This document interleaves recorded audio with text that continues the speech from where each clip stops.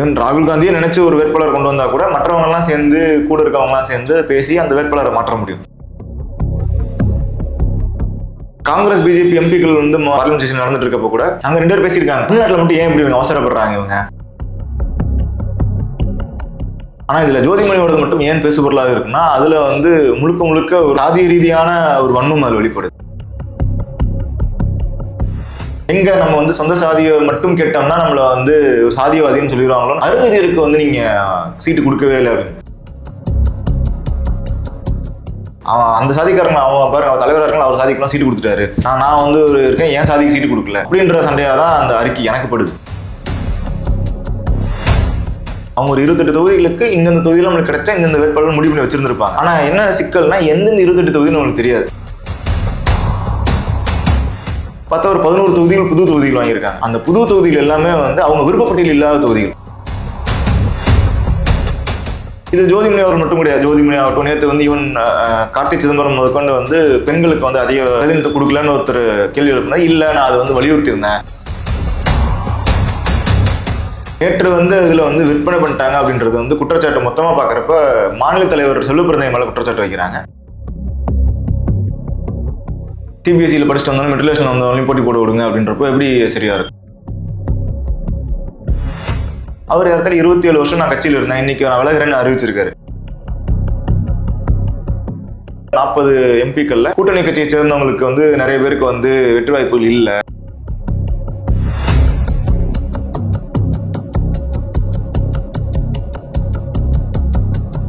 Wise Tamil நேயர்களுக்கு வணக்கம். இன்று நம்முடன் இணைந்திருப்பவர் பத்திரிகையாளர் பிரபாகரன் தமிழரசன் சார். வணக்கம். வணக்கம் சதீஷ் சார். தமிழ்நாடு தேர்தல் களம் விறுவிறுப்பாக சூடுபிடிக்க ஆரம்பிச்சிருக்கு. எல்லா கட்சியும் தேர்தல் வேட்பாளர் அறிவிச்சிருக்காங்க. கடைசியாக தேசிய கட்சிகள்லாம் அறிவிச்சிருக்காங்க. இந்த தேசிய கட்சிகள் தேர்தல் வேட்பாளர் அறிவிக்கிறத ஏற்பட்ட சிக்கல் என்னவா பார்க்குறீங்க சார்? இல்லை, அவங்களுக்கு இருக்க சிக்கல்னு சொல்ல முடியாது. தமிழ்நாடு பொறுத்தளவுக்கு இங்கே மாநில கட்சிகள் தான் பிரதானமாக இருக்காங்க. இவங்க எல்லாரும் வேட்பாளர் அறிவித்து அவங்க வந்து பிரச்சாரத்துக்கு போகிறாங்கன்னா இங்கே தலைவர் எடுக்கிற முடிவு வந்து பிரதானம். ஒருவேளை வந்து அடுத்தடுத்த நிலைகள் படிநிலைகளில் இருக்கவங்க இணைச் செயலாளர்களோ அல்லது மாவட்ட செயலாளர்கள்லாம் அந்த முரண்பாடு இருந்ததுன்னா தலைவர் இறுதி முடிவு எடுத்தாருன்னா அந்த முடிவு தான் வந்து இறுதியானது. அதை வந்து அது நான் நெகோஷியபிள் அப்படின்னு சொல்லலாம். இங்கே வந்து திமுக தலைவர் திரு மு.க. ஸ்டாலின் அவர்களாகட்டும் அல்லது இங்கே அதிமுகவில் வந்து எடப்பாடி பழனிசாமி அவர்களாகட்டும், யார் இந்த முடிவு எடுத்தாலும் அதுதான் இறுதியானது. அது மாற்றத்துக்கு உட்பட்டதெல்லாம் கிடையாது. ஒருவேளை அவங்களாம் நினைச்சா வேணா மாற்றத்துக்கு உட்பட்டதை ஒழிய ஒரு கீழே ஒரு சலசலப்பு வருது அப்படின்னா அவங்க ஒரு ஃபைனல் கால் எடுக்கிறாங்க, அதுதான் ஃபைனல். அதுக்கப்புறம் வந்து அதிருப்தியில் இருக்கவங்க வந்து விலகலாம், இல்லை அதிருப்தி தெரிவிக்கலாம், போராடலாம். இல்லை அவங்களோட இப்போ உதாரணத்துக்கு அதிமுகவில் வந்து அவினாஷியில் வந்து என்கிட்ட கேட்காம கொடுத்தாங்கன்னு சொன்னால் கூட அவர் வந்து தலைமை முடிவு கட்டுப்படுற, ஆனால் என்கிட்ட ஒரு சொல்லியிருக்கலாம் அப்படின்றது தான் இருந்தது. திமுகலையும் அதே போல் தாம்பரத்தில் வந்து வேட்பாளர் வந்து கேட்டவங்களுக்கு கிடைக்கலன்றப்போ, இதே போல் முன்னாள் அமைச்சர்கள் ஒரு 3 பேருக்கு வந்து சீட் வழங்காதப்போ நான் அதிருப்திகள் இருந்தாலும் கட்சிக்காக நான் வேலை பார்க்குறேன் அப்படின்ட்டு இருந்தோம். ஆனால் இங்கே எப்படின்னா நீங்கள் வேட்பாளர் அறிவிப்புக்கு முன்னாடியே வந்து உங்களுக்கு வெளிப்படுத்துகிறாங்க. ஏன்னா இங்கே வந்து ஒரு அவ்வளோ நெருக்கமான ஸ்ட்ரக்சர் கிடையாது. ஏன்னா இங்கே வந்து மாவட்ட செயலாளர் தாண்டி மாநில செயலாளர் தாண்டி மாநில செயலாளரையும் மீறி அதிகாரங்கள் இங்கே இருக்குது. உங்களுக்கு மாநில செயலாளரே ஒரு முடிவெடுத்தா கூட அல்லது மாநில தலைவர் ஒரு முடிவெடுத்தாலும் அதையும் மீறி மேலே வந்து அவங்களுக்கான மாநில பொறுப்பாளர் ஒருத்தர் போட்டிருப்பாங்க, மத்தியிலிருந்து மாநில பொறுப்பாளர் ஒருத்தர் போட்டிருப்பாங்க, இப்போ தேர்தலுக்குன்னு தனி பொறுப்பாளர் போட்டிருப்பாங்க. இவங்களுக்கு ஒருத்தருக்கு ஒரு பங்கு இருக்குது. அதில் இவங்க சொன்னாலும் அதை செய்ய முடியும், மாற்ற முடியும். ஈவன் ராகுல் காந்தியை நினைச்சு ஒரு வேட்பாளர் கொண்டு வந்தா கூட மற்றவங்கலாம் சேர்ந்து கூட இருக்கவங்கலாம் சேர்ந்து பேசி அந்த வேட்பாளரை மாற்ற முடியும். அப்படியான படிநிலைகள் அங்கே இருக்குது. இன்னொன்று அவங்க வந்து மாநில தேர்தலை பார்க்கறது வேற மாதிரி பார்க்குறாங்க. தமிழ்நாட்டில் இங்கே இருக்க மாநில கட்சிகளுக்கு இது வந்து ஒரு மாநில தேர்தல், இது வந்து அவங்களோட தேர்தல். தமிழ்நாடு மாநிலத்தில் இருக்க கட்சிகளுக்கு, தேசிய கட்சிகளுக்கு தமிழ்நாட்டில் நடக்கிறதும் ஒரு தேர்தல். ஏன்னா 5 மாநில தேர்தல்ன்றப்போ அவங்களுக்கு வந்து எது முதல்ல முடிக்கணும், எது 2வது முடிக்கணும்னு பார்க்குறப்ப எங்கெங்க முதல்ல வந்து வாக்குப்பதிவு நடக்குது அங்கே முதல்ல முடிக்கணும், அங்கே வந்து பிரச்சாரத்தை வலுப்படுத்தணும், அங்கே வந்து வேட்பாளர்கள் அறிவிக்கணும். அதுக்கப்புறம் அவங்க ஒரு சின்ன அனெக்டோட்டாக சொல்லணும்னா, காங்கிரஸ் பிஜேபி எம்பிக்கள் வந்து இப்போ நடந்துட்டு இருக்கு, பார்லிமெண்ட் செஷன் நடந்துட்டு இருக்கப்போ கூட அங்கே 2 பேர் பேசியிருக்காங்க, தமிழ்நாட்டில் மட்டும் ஏன் இப்படி இவங்க அவசரப்படுறாங்க, இவங்க இன்னும் 6ஆம் தேதி தானே வேட்புமனு தாக்கல் முடியுது, நம்ம 6ஆம் தேதி வரைக்கும் நம்ம டைம் இருக்குல்ல, இவங்க ஏன் வந்து இன்னும் ஏன் அறிவிக்கல, தாமதமா குழப்பமான்னு கேட்டுகிட்டே இருக்காங்க. எங்களுக்கு அவங்களால வந்து புரிஞ்சுக்கவே முடியல அதை ஏன் தமிழ்நாட்டில் வந்து சீக்கிரம் வேட்பாளர் கேட்குறாங்க அப்படின்றது. 2 பேருமே அவங்க என்ன அவங்களுக்குள்ள அவ்வளோ படிநிலைகள் இருக்குது. முதல் வேட்பாளர் பட்டியல் வந்து அவங்க முதல் தொகுதியை வந்து கண்டுபிடிச்சதுக்கப்புறம் அந்த இவங்க கேட்ட தொகுதியில் கிடச்சிருந்துருக்காது சில இதெல்லாம். அப்போ அதுக்கேற்ற மாதிரி வேட்பாளர்களை வந்து திரும்ப தேடணும். அந்த வேட்பாளர்களை பற்றின ஸ்டடியே பண்ணியிருந்திருக்க மாட்டாங்க. திரும்ப களத்தில் கொடுத்து இப்போ வந்து எல்லாம் வியூக வகுப்பாளர்கள் இல்லை ஏஜென்சிஸ்லாம் வந்தனால சர்வே சயின்டிஃபிக்காக அப்ரோச் பண்ணுற மெத்தடாலஜி சமீப காலங்களில் ஒரு கடந்த 10 ஆண்டுகளாக நடந்துட்டு இருக்கு. திரும்ப ஒரு ஏஜென்சிட்டு கொடுத்து ஒரு சர்வே எடுத்து அவங்க வெற்றி வாய்ப்பை பார்த்து அவங்களோட கட்சியோட செயல்பாடுகள் எவ்வளோ வருஷமாக இருந்திருக்காங்க, என்ன வேலை பார்த்துருக்காங்க, கட்சியோட பங்களிப்பு என்ன, அங்கே இருக்கவங்களோட இதெல்லாம் பார்த்து முடிவு பண்ணுறப்போ அவங்களுக்கு இந்த நேரம் எடுக்குது. அது 2 கட்சிகளுமே வந்து இடத்துல கடைசி மினிஸ்டர் தான் எடுத்திருந்திருக்காங்க. இதுதான் அவங்களுக்கு இருக்க சிக்கல், மாநில கட்சிகளுக்கும் தேசிய கட்சிகளுக்கும் பார்க்குறப்போ. காங்கிரஸ் கட்சியில் சீட்டுகள் வாங்கிட்டு போனாங்க. வாங்கிட்டு போனதுமே முதல் அறிக்கையாக ஜோதிமணி கிட்ட இருந்த ஒரு அறிக்கை வருது, சீட்டுகளை வந்து விற்பனை செய்கிறாங்க தலைமை அப்படின்னு சொல்லிட்டு ஒரு குற்றச்சாட்டோட ஒரு அறிக்கை. அந்த அறிக்கை எப்படி பார்க்குறீங்க? ஜோதிமணி மட்டும் கிடையாது, அவங்க அந்த கட்சியிலேருந்து இப்போ பலர் வந்து அதிருப்தி தெரிவிச்சிருக்காங்க. சிலருக்கு வந்து கேட்ட அவங்களோட ஆதரவாளர்கள் கேட்ட தொகுதி கிடைக்கல. உதாரணத்துக்கு கார்த்திக் சிதம்பரம் பதிவு பண்ணியிருக்காரு, மாணிக்கம் தாக்கூரும் பதிவு விட்டுருக்காரு. ஆனால் இதில் ஜோதிமணியோடது மட்டும் ஏன் பேசுபொருளாக இருக்குன்னா, அதில் வந்து முழுக்க ஒரு சாதி ரீதியான ஒரு வன்மம் அதில் வெளிப்படுது. அவங்க ஒருவேளை வந்து கொங்கு வேளாள அவங்க சார்ந்த கொங்கு வேளாள கவுண்டருக்கு மட்டும் கேட்கலையே, அவங்க அருந்ததியருக்கும் கேட்டிருக்காங்களே அப்படின்னா அதுவுமே வந்து ஏறத்தால ஒரு சாதி ரீதியான தாக்குதல் தான். அவங்க என்ன சொல்ல வர்றாங்கன்னா, கொங்கு வேளாள கவுண்டர் நீங்கள் உட்பிரிவுக்கு கொடுத்துருக்கீங்க, பிரதான பிரிவுக்கு கொடுக்கல அப்படின்னு. நீங்கள் ஒரு ரெப்ரசன்டேஷன் அப்படின்னா உட்பிரிவுக்கு தனியாக ஒரு கிளைக்கு தனியாக இந்த சாமி கும்பிட்றவங்களுக்கு தனியாலாம் கொடுத்துட்டு இருக்க முடியாது. ரெப்ரசன்டேஷன் வேணும்னா அப்போ வந்து விகிதாச்சார பிரதிநிதித்துவம் தான் நம்ம போகணும். விகிதாச்சார பிரதிநிதித்துவம்னா எல்லாரும் ஓட்டு போடுங்க, என்னென்ன சமூகங்கள் இருக்கோ அந்தந்த சமூக எண்ணிக்கைக்கு ஏற்ப நம்ம கொடுத்துடலாம். தொகுதி 234 தொகுதி இருக்கா, எவ்வளோ சதவீதம் என்னென்ன சாதிகள் இருக்குது, என்னென்ன சாதி எவ்வளோ சதவீதம் மக்கள் இருக்காங்க, சாதி கணக்கெடுப்பு எடுத்தோம்னா அதில் வந்து எவ்வளோ சதவீதம் இருக்கா அந்த சதவீதம் படி வந்து எம்எல்ஏக்கள் அனுப்பலாம். அப்படி விகிதாச்சார பிரதிநிதித்துவம் போனால் பண்ணலாம். ஆனால் இங்கே அப்படி விகிதாச்சார பிரதிநிதித்துவம் கிடையாது, ஃபர்ஸ்ட் பாஸ்ட் போஸ்ட் சிஸ்டம் தான். அப்போ அங்கே வந்து பிரதிநிதித்துவம் தான் கொடுக்க முடியும் போல நீங்கள் வந்து ஒரு சாதியில் இருக்க அனைவருக்கும் எனக்கு வந்து கிளையிலிருந்து கொடியிலிருந்து எல்லாத்தையும் கொடுக்கணுன்றது வந்து ஏற்கக்கூடியது கிடையாது. ரெண்டாவது, அவங்க எங்கே நம்ம வந்து சொந்த சாதியை மட்டும் கேட்டோம்னா நம்மளை வந்து சாதியவாதின்னு சொல்லிடுவாங்களோன்னு அருந்ததியருக்கு வந்து நீங்கள் சீட்டு கொடுக்கவே இல்லை அப்படின்னு. அருந்ததியருக்கு கொடுக்கணும்னா அருந்ததியர் மக்கள் தமிழ்நாடு முழுக்கவுமே வந்து எங்கேயுமே ஒரு டாமினன்ட், அதாவது நான் சொல்கிறேன் டாமினன்ட் சென்ஸ் நம்பர் நியூமரிக்கலாக எண்ணிக்கை ரீதியாக பிரதானமாக இல்லை, நம்பர் 1. ரெண்டாவது, அப்படியே இருந்தாலுமே கூட அது வந்து ஸ்கேட்டர்டாக இருக்கிறதால ஓரளவுக்கு தமிழ்நாடு முழுக்கும் எங்கேயுமே கிடையாது. அது ஓரளவுக்கு வந்து அருந்தியர் சம்பவம் வந்து கொஞ்சம் நியூமரிக்கலாக இருப்பாங்க அப்படின்னாலே அதுவே வந்து மேற்கு மண்டலம் தான். அவினாசி ஈரோட்டில் இருக்க அவினாசி மாவட்டம், இங்கே கோயம்புத்தூர் மேட்டுப்பாளையம், பொள்ளாச்சி இந்த பகுதியெலாம் இருக்காங்க. ஆனால் மேட்டுப்பாளையமோ பொள்ளாச்சியோ வந்து ரிசர்வ் தொகுதி கிடையாது. அவினாசி மட்டும் ரிசர்வ் தொகுதியாக இருக்குது. அவினாசி ரிசர்வ் தொகுதி காங்கிரஸ் வாங்கலை. அப்போ வாங்கியிருக்க தொகுதியிலன்னு தான் நம்ம கொடுக்க முடியும். இதுவுமே என்னன்னா செல்வப்பிறந்தை அவர் ஒரு பட்டியல் சமூகத்தினர், அவருக்கு வந்து ஒரு அடையாளம் இருக்கு, அதனால அவர் சார்ந்த சாதி கொடுத்துட்டாரு. ஏன்னா அந்த சாதிக்காரங்க அவங்க பாருங்க, அவர் தலைவராக இருக்கலாம், அவர் சாதிக்கெல்லாம் சீட்டு கொடுத்துட்டாரு, நான் வந்து இருக்கேன் என் சாதிக்கு சீட்டு கொடுக்கல அப்படின்ற சண்டையாக தான் அந்த அறிக்கை எனக்கு படுது. அந்த அறிக்கை மட்டும் இல்லை, அவங்க கடைசி நேரத்து வேட்பாளர் அறிவிச்சதுக்கு பிறகும் கூட ஒரு அறிக்கை விட்டுருக்காங்க. அவங்க அறிக்கையிலேருந்து முன்னாடி அந்த அறிக்கையை பேசுவோம். அதுக்கு முன்னாடி இவங்க வாங்கின தொகுதிகள் வந்து மொத்தம் 28 தொகுதிகள். 25 ஆல்ரெடி இருந்தாங்க, 3 தொகுதியில் கூட்டி 28 வாங்கியிருக்காங்க. நீங்கள் தொகுதியில் எண்ணிக்கை வாங்கினோன்னு நீங்கள் வந்து வேட்பாளரை முடிவு பண்ண முடியாது, அல்லது முடிவு பண்ணி வச்சிருந்துருக்கலாம். அவங்க ஒரு 28 தொகுதிகளுக்கு இந்தந்த தொகுதியில் நம்மளுக்கு கிடைச்சா இந்தந்த வேட்பாளர் முடிவு பண்ணி வச்சிருந்துருப்பாங்க. ஆனால் என்ன சிக்கல்னா எந்தெந்த 28 தொகுதின்னு நம்மளுக்கு தெரியாது. அது தொகுதியை வந்து ஐடென்டிஃபை பண்ணி இந்தந்த தொகுதிகள் தான் உங்களுக்கு அந்த 28 தொகுதிகள் என்னன்னு கிடைச்சதுக்கு அப்புறம் தான் நீங்கள் வேட்பாளர்களுக்கு போக முடியும். அது வந்து எல்லாத்துக்கும் ஒரே நேரத்தில் தான் தெரிய வந்தது. எண்ணிக்கையை வந்து முன்னாடியே வாங்கினா கூட இந்தந்த தொகுதி தான் அந்த 28 தொகுதி என்ன தொகுதி அப்படின்னு தெரியறது வந்து ஏறத்தாழ எல்லா கட்சிகளுக்கும் ஒரு நாள் முன்ன பின்ன தான் வந்திருக்கும் வெளியே, ரொம்ப முன்னாடி அவங்களுக்கு தெரியல. ஒன்று. ரெண்டாவது, அந்த 28 தொகுதிகளில் சிட்டிங் சீட், அதாவது அவங்க போன முறை 25 வாங்கினதில் 18 எம்எல்ஏக்கள் ஜெயிச்சிருந்தாங்க. அதில் ஒன்று வந்து ஈரோடு கிழக்கு இடைத்தேர்தலில் அது திமுக வசம் போயிடுது, அதை திரும்ப வாங்கியிருக்காங்க. அப்படி கணக்கு பார்த்தா 17 எம்எல்ஏக்கள் தான் கைவசம் இருக்காங்க. அந்த 17 எம்எல்ஏக்கள் ஒரு பேச்சுக்கு, ஆனால் வந்த பட்டியல் வேற. ஒருவேளை 17 எம்எல்ஏக்கள் வச்சிருந்தா கூட இன்னொரு அவங்களுக்கு ஒரு 11 பேர் புதுசாக கண்டுபிடிக்கணும். அந்த 11 பேர் திரும்பவும் ரீநாமினேட் பண்ணால் கூட 11 பேர் புதுசாக கண்டுபிடிக்கணும். இப்போ என்னன்னா, அந்த கூடுதலாக வாங்கின 12 தொகுதிகள் இருக்குல்ல, இந்த புதுசாக வாங்கின தொகுதிகள் 17 தொகுதியில் அவங்க ஆல்ரெடி இருக்க தொகுதிகள் பார்த்தா ஒரு 11 தொகுதிகள் புது தொகுதிகள் வாங்கியிருக்காங்க. அந்த புது தொகுதிகள் எல்லாமே வந்து அவங்க விருப்பப்பட்டியல் இல்லாத தொகுதிகள். நான் வந்து அவங்க முதல்ல ஆரம்பிக்கிறப்ப 45 தொகுதியில் நாங்கள் போட்டியிடணும்னு கேட்குறாங்க. இப்போ 45 தொகுதியில் அவங்க விருப்ப தொகுதிகள் கொடுங்க, அவங்களோட டேட்டா கொடுங்க, எவ்வளோ தொகுதியில் வந்து பூத் ஏஜென்ட் இருக்கீங்க, உங்களுக்கு எவ்வளோ தொகுதியில் வந்து போட்டியிடுற ஆட்கள் இருக்காங்க, பூத் ஏஜென்ட் டீட்டெயிலாம் கேட்டுருக்காங்க. அப்படி விருப்பப்பட்டியல் கொடுத்தது வந்து ஏற்றாலும் ஒரு 80-85 தொகுதிகள் வந்து விருப்பப்பட்டியல் கொடுத்துருக்காங்க. இந்த தொகுதியெல்லாம் எங்களுக்கு கணிசமான செல்வாக்கு இருக்குன்னு நினைக்கிறோம், போட்டியிட விரும்புகிறோம், 80 தொகுதிகள் கொடுத்துருக்காங்க. ஆனால் இந்த புதுசாக வாங்கின 11 தொகுதிகளுமே 11 தொகுதிகளுமே வந்து அவங்க கொடுத்த விருப்பப்பட்டியல் இல்லாத தொகுதிகள். அவங்களோட விருப்பப்பட்டியலே இல்லை, அவங்க வந்து மனசில் வச்சு ஒரு கேண்டிடேட் மனசு வச்சு தான் ஒரு தொகுதியை வந்து முன் வைப்போம்.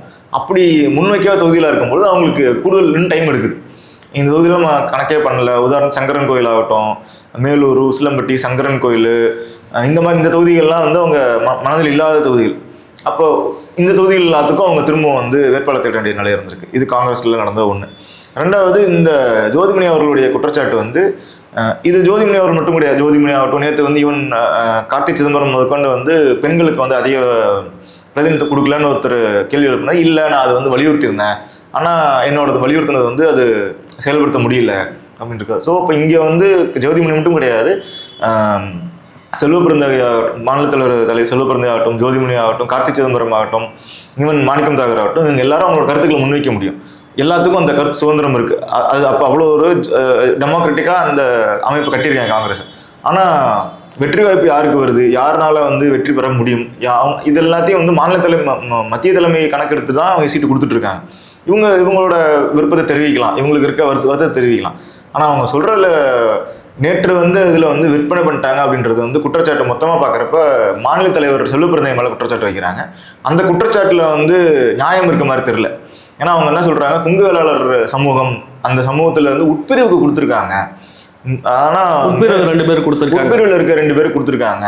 ஆனா வந்து பிரதானமா இருக்க கொங்கு வேளாளர் கவுண்டர்களுக்கு அந்த பிரதான கட்சிகளுக்கு இது சாதிக்கு கொடுக்கல அப்படின்னு கேட்க அவங்க அப்படியே நேக்கா அருந்ததியருக்கும் ஒரு சீட்டு தரல அப்படின்னு. அதுவுமே சாதியவாதி அட்டாக். அதுதான் என்ன அட்டாக்னா, செல்வ பிறந்தகை என்னாரு, அவர் சார்ந்த சமூகங்களுக்கு கொடுத்துருக்காரு, அருந்ததியர் கொடுக்கல அப்படின்னா அதுவுமே வந்து ஒரு கேஸ்ட் அட்டாக் தான்ல. அருந்ததியர் கொடுக்கணும்னா நீங்க வந்து மேற்கு மண்டலத்தில் இந்த தொகுதி ரிசர்வ் தொகுதி வாங்கியிருக்கணும். மேற்கு மண்டலத்தில் ரிசர்வ் தொகுதியே இல்லையே, எந்த தொகுதியில் கொடுப்பாங்க அவங்க அருந்ததியருக்கு? செய்யூர் இந்த மாதிரி தொகுதியில் கொடுக்கணும்னா அப்போ அங்கே இருக்க பெரும்பான்மை சமூகம் வைப்பாங்கல்ல. அப்போது நீங்கள் இன்னும் விரிவுபடுத்தினா அப்போ உள்ளுதுக்கீடு பேசணும்.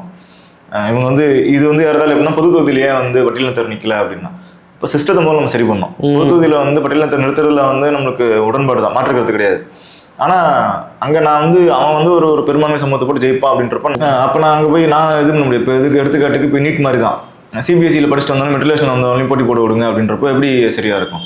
அப்போ உங்கள் பெரும்பான்மை சமூகத்தில் எல்லா பலம் அரசியல் பலம் எல்லா பலத்தையும் வச்சுருக்கோனோட நீங்கள் வந்து பொருளாதார ரீதியாகவும் அல்லது வந்து எண்ணிக்கை ரீதியாகவும் கம்மியாக இருக்கவனை போட்டி போட விடுன்றது எப்படி சரியாக இருக்கும்? இப்போ 10 வருஷத்துக்கு ஒரு வாட்டி தான் ரொட்டேஷன் போடணும், இந்த ரோட்டாக வரணும். அதை சரி பண்ணிட்டா எவ்வளோ பெரிய பெரும்பான்மை, ஒருவேளை கோயம்புத்தூர் மாதிரியான ஒரு கவுண்டர் தொகுதியில் கூட வந்து கவுண்டர்ஸ் பெரும்பான்மை சமூகமாக இருக்க ஒரு தொகுதியில் கூட பட்டியலினத்திற்கு வரப்போது அப்போ இப்படி ரொட்டேஷன் நடந்துகிட்டே இருக்கும். ஆமாம். அப்போ ஒரு கட்டத்தில் இப்போ இங்கே ஒரு முன்னாள் எம்எல்ஏ உருவாயிட்டாரா, அப்போ அவர் அரசியல் வலிமை பெற்றாரா? இதே போல் எங்கெங்கெல்லாம் பெரும்பான்மை சமூகம் போட்டுக்கிட்டே இருக்காங்களோ அங்கெல்லாம் தலித்துகளுக்கு அரசியலமைப்பு சட்டத்தின்படியே வந்து அவங்களுக்கு வாய்ப்பு கிடைச்சிக்கிட்டே இருக்கும். அப்படியே அவங்க இப்போ எல்லா தமிழ்நாடு முழுக்க இப்படி பொலிட்டிஷன் ஆக ஆக ஆக ஒரு கட்டத்துக்கு மேலே வர எப்படி ரிசர்வேஷனோ அதே போல தான் இதுவும். நீங்கள் முன்னாடி எடுத்து ஏன் வந்து பட்டியலினத்தில் நல்லா படிக்கிறவங்க நீங்கள் வந்து பொது ஓப்பன் கேட்டகரியில் இது பண்ணக்கூடாதுன்னா, அப்படியே ஓப்பன் கேட்டகரிக்கு போனால் எனக்கு அந்த காலேஜ் கிடைக்காது. 100-108 எடுத்தாலும் நான் ரிசர்வ்டு இதில் என்னோட ரிசர்வேஷனில் நான் போனேன்னா எனக்கு நல்ல ஒரு உதாரணத்துக்கு ஜிசிடி கிடைக்குதுன்னு வச்சுக்கோங்க இன்ஜினியரிங்கில். அதே நான் பொது இதில் போனேன்னா எனக்கு ஜிசிடி கிடைக்காது, எனக்கு வேற ஒரு ஜிசிடி கிடைக்கும், நம்பர் 1 ஜிசிடி கிடைக்காது. அந்த இதுதான். இந்த குற்றச்சாட்டை நம்ம எப்படி எடுத்துக்கலாம்னு தெரியல. சொல்லப்போனால் எஸ்சி துறையின் தலைவர் அஞ்சன்குமார் இருக்கார். ஆனால் அவரும் ஒரு பட்டியல் பிரிவினை சேர்ந்தாலும் செல்வபிறந்தகை என்ன சமூகமோ அதே சமூகத்தை சேர்ந்தவர் தான். ஆனால் அவர் ஒரு 30 வருஷமாக எனக்கு வந்து எந்த வாய்ப்பும் தரலன்னு சொல்லிட்டு புலம்புறாரு. அவங்களோட குற்றச்சாட்டை எப்படி எடுத்துக்கலாம்? குற்றச்சாட்டை வந்து இங்கே புறந்தல் இருக்குல்ல, காங்கிரஸ் கட்சி வந்து ஒரு ஒரு ஒரு ஒரு பூஷோ பார்ட்டி அப்படின்றதான் தமிழ்நாடு அளவில் மட்டும் கிடையாது, தேசிய அளவில் இருக்க ஒரு பார்வை. அதை வந்து அந்த கட்சி கொஞ்சம் கொஞ்சமாக வந்து சமீப காலங்களில் குறிப்பாக ராகுல் காந்தி அவர்கள் வருகைக்கு பிறகு கொஞ்சம் கொஞ்சமாக அதை மாற்ற முயற்சி பண்ணிகிட்டே இருக்காங்க. உதாரணத்துக்கு இளைஞரணி எடுத்துக்கிட்டோம்னா அவங்கள இருக்க யூத் காங்கிரஸ் வந்து ஒரு காலம் வரைக்கும் ஒரு நியமன பொறுப்பாக தான் இருந்தது, அந்த தலைவர் பொறுப்புன்றது. அதுக்கு வந்து தேர்தல் கொண்டு வந்திருக்காங்க 2008 இஃப் ஐம் நாட் ராங், 2008 அதுக்கு வந்து தேர்தல் கொண்டு வர்றாங்க. அப்புறம் இந்த தலைவர் பொறுப்பு அப்படின்றது வந்து பெரும்பாலும் இதனால் வரைக்கும் நீங்கள் காங்கிரஸ் தலைவர்கள் எடுத்து பார்த்தீங்கன்னா பெரும்பாலும் ஆதிக்க சாதிகள் சேர்ந்தவங்களோ அல்லது மிகவும் நல்ல பணபலம் அந்த மாதிரியான ஒரு தோப்பு தோறோன்னு வச்சுருந்தவங்க தான் இருந்திருப்பாங்க. இப்போ சமீப காலமாக அது வந்து பொருளாதார ரீதியாகவும் சரி சமூக ரீதியாகவும் சரி பின்தங்கியவர்களுக்கு அந்த பொறுப்புகள் வழங்கப்படுது. உதாரணத்துக்கு இப்போ தேசிய தலைவரே வந்து கார்கே அவர்கள் இருக்காரு, மாநில தலைவராக இங்கே வந்து செல்வ பிறந்தகை கொண்டு வந்திருக்காங்க. நீங்கள் அவங்க ஒர்க் பண்ண சமகாலத்தில் அவங்க என்ன வேலை பார்த்துருக்காங்க, நான் 30 வருஷம் இருந்திருக்கோம்னா இன்றைய சூழலுக்கு அவங்களை என்ன ஒர்க் பண்ண முடியுன்ற பிரச்சனை கொடுத்துருக்காங்க. அந்த நபரை வச்சு நம்ம வந்து இந்த நபருக்கு ஏன் கொடுத்தாங்க, இந்த நபருக்கு ஏன் கொடுக்கல, 2 பேரும் ஒரே சமூகம் தான்னா அப்ப சமூகம் மட்டும் அங்க ஒரு ஒரு ஒரு ஃபேக்டரா இல்ல. ஜோதிமணி சொன்னதுக்காக சொல்றேன். ஜோதிமணி பத்தி நீங்க சொல்றீங்கல்ல, ஜோதிமணி வந்து சொந்த சாதிக்கு தந்துட்டாங்க சொல்லி குற்றச்சாட்டு வைக்கிறாங்கன்னா, அதே சொந்த சாதியில இருக்க ரஞ்சன் குமார் அவருக்கு கொடுக்கலாம்ல. ஏன்னா வந்து அழுது ஒரு வீடியோ போலாம் போற அளவுக்கு ஆயிடுச்சு. ஆமா, ஏன்னா அவங்க அங்கங்க வந்து அவங்க வேலை பார்த்தது. இன்னொன்னு இப்போ கட்சியில வந்து ஒருத்தர் வந்து 30 ஆண்டு காலம் இருக்காரு, 27 காலம். உதாரணத்துக்கு அமெரிக்க நாராயணனுக்கு சீட் வழங்கப்படல. அவர் இடத்துல 27 வருஷம் நான் கட்சியில் இருந்தேன், இன்னைக்கு நான் விலகிறேன்னு அறிவிச்சிருக்காரு.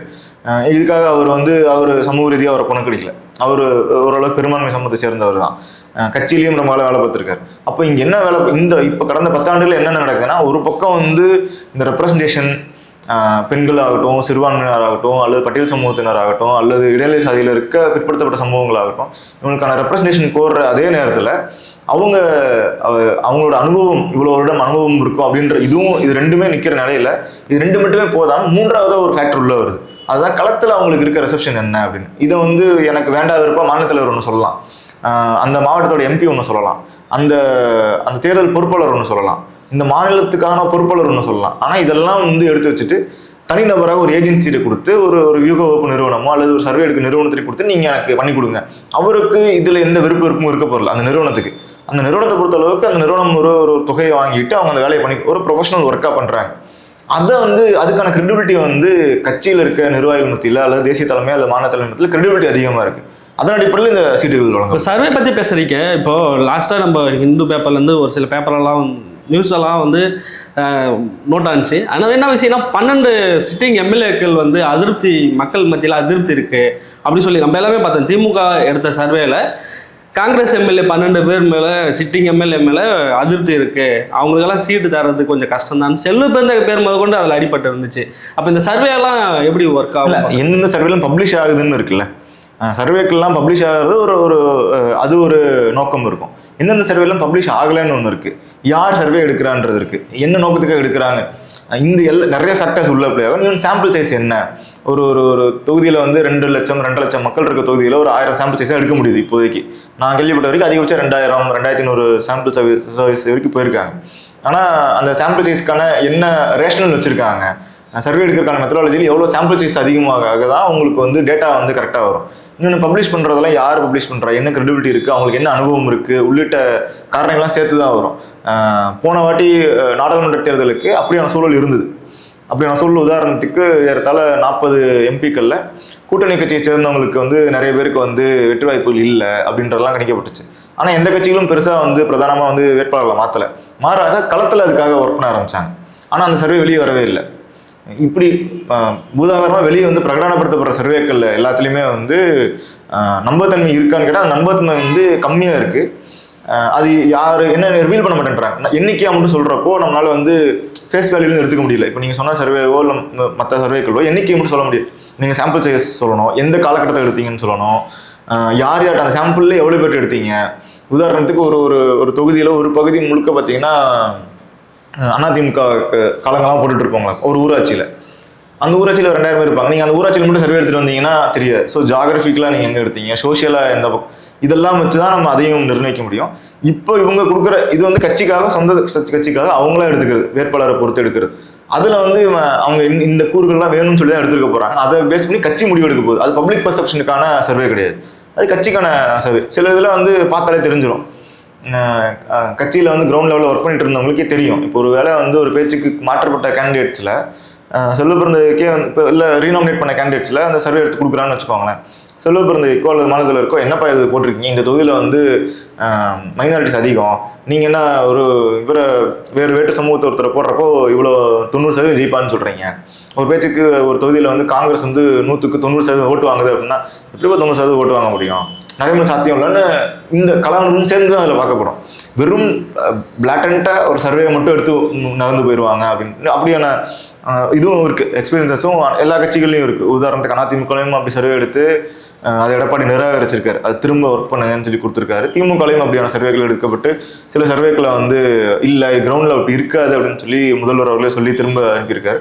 ஸோ இது கிரவுண்ட் எக்ஸ்பீரியன்ஸும் சர்வேஸும் கலந்து தான் அவங்க ஒர்க் பண்ணுவாங்க. வெறும் இப்போ நம்ம பார்க்குற எண்ணிக்கையை மட்டுமே வச்சு ஒரு முடிவுக்கு வந்துட முடியாது. அதான் சர்வேல வந்து 12 பேருக்கு வந்து மக்கள் மத்தியில் அதிருப்தி இருக்குன்னு சொல்லி ஒரு அறிக்கை வந்து வெளியே இருந்துச்சு, நம்ம எல்லாம் பார்த்தோம். இப்போ அதே 12 பேருக்கு சிட்டிங் எம்எல்ஏவாக இருக்க அதே 12 பேருக்கு மறுபடியும் வாய்ப்பு வழங்கியிருக்காங்க. இது எந்த தாக்கத்தை ஏற்படுத்தும், வாய்ப்பு இருக்கா? 12 பேருக்கு அந்த சர்வேல வந்து வெறும் காங்கிரஸை வச்சு எடுத்திருப்பாங்களா அப்படின்னு என்னென்ன கூறுகள் வச்சிருக்காங்கன்னு தெரியும். அதனால நம்ம சர்வேக்குள்ள கமெண்ட் பண்ண முடியுமான்னு தெரியல.